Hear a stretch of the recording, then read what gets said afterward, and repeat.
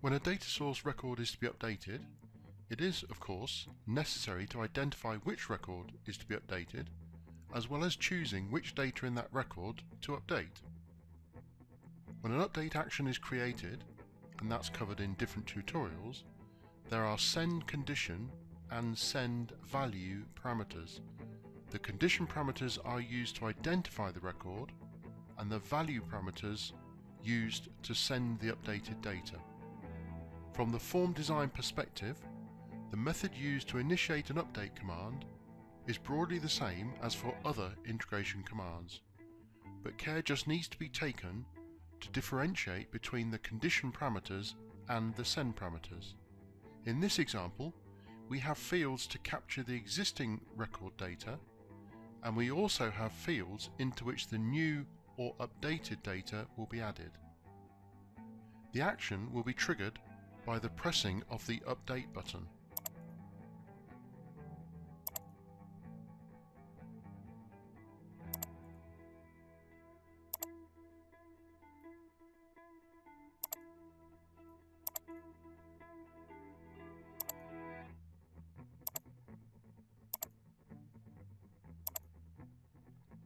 In this example, we are using two condition parameters, one for the ID and one for the company name.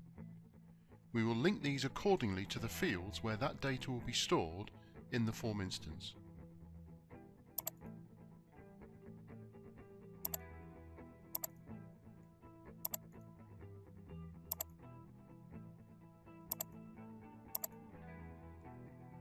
Now we can look at the value parameters and notice that although we are using the company name as a condition parameter, we are also able to update that field in the data source by taking the data from the new customer name field on the form.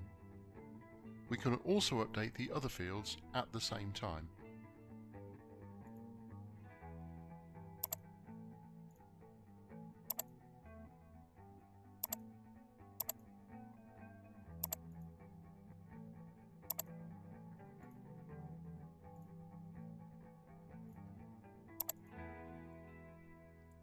This configuration will allow a data source record to be identified and for that record then to be updated.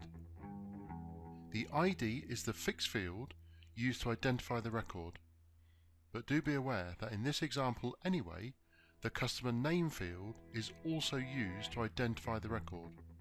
Both ID and company name have to match, otherwise the update command will not be initiated.